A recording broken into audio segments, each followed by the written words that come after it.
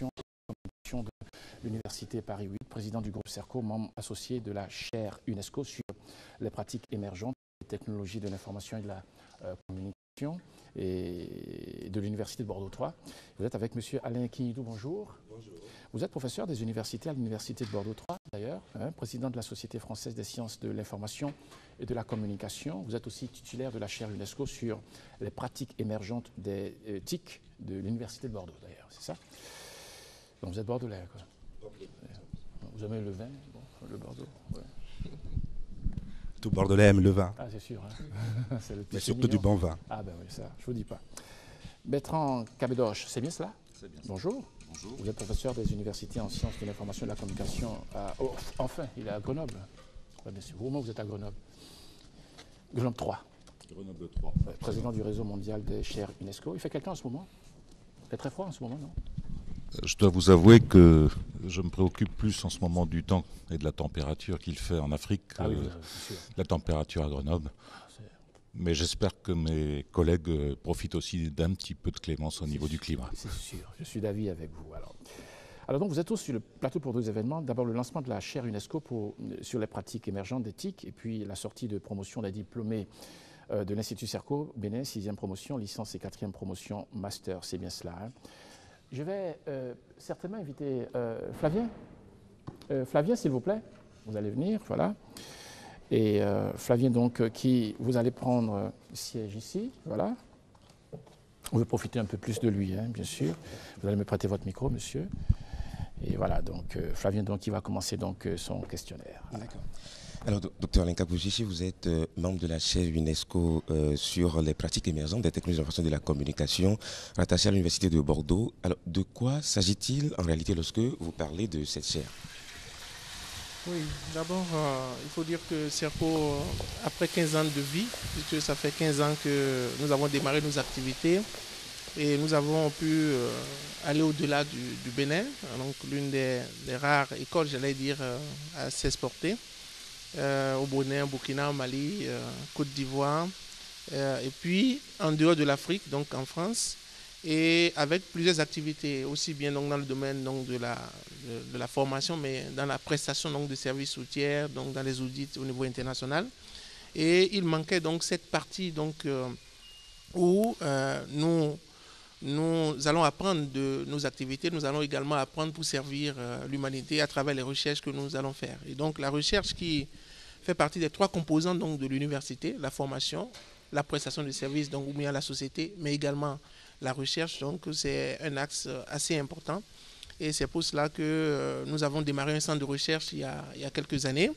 Et aujourd'hui, j'ai été très heureux que le professeur Kignidou m'ait proposé donc aussi bien moi-même en tant que chercheur que CERCO en tant qu'institution donc de participer à la création de cette chaire qui a été donc reconnue par l'UNESCO comme une chaire UNESCO. Alors, professeur Bertrand Cabédoche, vous êtes le président du réseau mondial des chaires UNESCO. Dites-nous, c'est quoi une chaire UNESCO au fond et quelles sont ses attributions? Je vous garde le micro. Alors d'abord, c'est une distinction, évidemment, parce que l'UNESCO a besoin de s'alimenter à ce qui existe déjà pour que, à partir des objectifs et des domaines dans lesquels l'UNESCO investit, il puisse y avoir déjà toute une série de références à partir desquelles nous pouvons investir sur le terrain et bien évidemment, à partir de là, contribuer à affiner nos outils, nos concepts, nos théories. En ce qui concerne l'UNESCO, de manière générale, il a été choisi dès le démarrage de l'institution d'avoir à côté des représentations des États qui discutent sur les domaines d'attribution de l'UNESCO, mais avec leurs intérêts propres, les jeux d'acteurs aussi, puisque nous parlons aussi politique. Il a été jugé important qu'à côté de ces rassemblements d'acteurs, il puisse y avoir des regroupements d'intellectuels qui, sur les mêmes thèmes, abordent avec les outils de la recherche scientifique les éléments qui nous permettent aussi de prendre de la distanciation. Et pour l'UNESCO, c'était l'occasion aussi, quelque part, de contribuer à la paix dans le monde, puisqu'il s'agissait parfois d'un outil permettant de refroidir la température. Alors parfait. Alors professeur Alain Kignudou, vous êtes le titulaire de cette chaire UNESCO, mais avant vous êtes d'abord professeur des universités à l'université de Bordeaux 3 et vous êtes le titulaire de la chaire UNESCO sur les pratiques émergentes des technologies de l'information et de la communication. Dites-nous, quels sont les domaines de recherche de cette chaire UNESCO? Alors déjà, avant de parler de domaine de recherche, il faut déjà dire qu'une chaire comme la mienne, c'est déjà un réseau qui regroupe un certain nombre de chercheurs, mais qui inclut aussi dans son institution des enseignements, puisqu'il y a un aspect formation également. Nous sommes aussi un laboratoire d'idées et nous voulons mettre nos idées au service du développement. Donc la thématique principale de notre chaire, c'est le développement des pays du Sud à travers les technologies de l'information et de la communication. Donc cette orientation fait suite aux discussions qui ont été menées pendant le sommet mondial sur la société de l'information et se rapproche un petit peu des préoccupations de l'UNESCO sur les questions liées à la diversité culturelle. Donc notre réflexion porte essentiellement sur comment faire pour que les technologies de l'information et de la communication puissent participer à l'amélioration de la santé dans les pays du Sud, puissent participer au développement économique dans les pays du Sud, puissent améliorer les liens sociaux dans nos sociétés, tout en prenant en compte, bien entendu, l'aspect traditionnel qui marque essentiellement notre vie, aussi bien au Bénin que dans les autres pays africains. Alors parfait, professeur, vous avez envie de rebondir sur une préoccupation? Oui, effectivement, puisque le professeur Alain Kignudou a insisté sur le fait que avoir une chaire, c'est aussi s'inscrire dans un réseau. Cette idée de réseau est très importante. Il est vrai que dès la convention qui a abouti à la création de l'UNESCO, il a été prévu de recourir régulièrement à des intellectuels. Mais il a fallu attendre 1992 et la direction générale de Federico Mayor pour que l'UNESCO institutionnalise un réseau qui regroupe précisément ces chaires. Et actuellement, le réseau dans le domaine de la communication regroupe, je vais dire, plus ou moins 35 chaires. Je dis plus ou moins parce qu'il y a des demandes qui sont à l'instruction et peut-être qu'à l'heure où je vous parle, il y a une chaire supplémentaire qui s'est ajoutée. Et aussi 300 membres associés qui sont des membres de la société civile. Au niveau de l'ensemble de la planète, la répartition est, on peut dire, à peu près équitable, en ce sens que l'ensemble des continents est couvert. Par contre, personnellement, en tant que président, je déplore que nous n'ayons pas assez de chaires en Afrique. Nous avons une chaire au Maroc et une chaire en Afrique du Sud. Donc vous voyez, il y a tout un espace intermédiaire qui est vacant.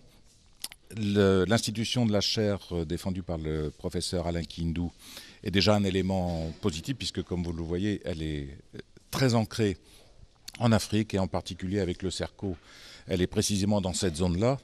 Mais je pense que ça peut être aussi l'opportunité pour susciter des vocations, pour qu'à côté de cette chaire, il puisse y avoir dans cette zone, Afrique subsaharienne, Est et Ouest, il puisse y avoir d'autres créations. En tout cas, c'est en ce sens que je pilote aujourd'hui l'ensemble du réseau pour que nous puissions élargir à la fois quantitativement et qualitativement les apports que nous pouvons précisément offrir à l'UNESCO et de manière plus large à la communauté et de manière encore plus spécifique en faveur de la paix dans le monde. Très bien. Professeur Alain Kignudou, j'ai envie que vous fassiez de façon très claire, disons, le lien avec la chaire UNESCO et l'université. Alors, quel lien doit-on avoir? Je vous dis, quels sont les niveaux, disons, d'accès de cette chaire-là par rapport à l'université? Alors, toute chaire UNESCO, c'est une chaire de l'université. Le projet est porté par moi, professeur Alain Kignudou, accompagné, appuyé par le président de l'université, donc à qui je dois rendre compte pour le fonctionnement de cette chaire. Une chaire, c'est une institution qui va permettre aux étudiants de niveau master jusqu'au niveau doctorat de s'imprégner des modalités de la recherche, d'avancer dans le domaine de la recherche. C'est une chaire qui va favoriser la mobilité des enseignants et la mobilité des étudiants également, c'est une chaire également qui peut avoir des préoccupations professionnelles, donc qui va dans son appui à la formation faire en sorte que la dimension professionnelle soit également prise en compte. Donc comment on y accède?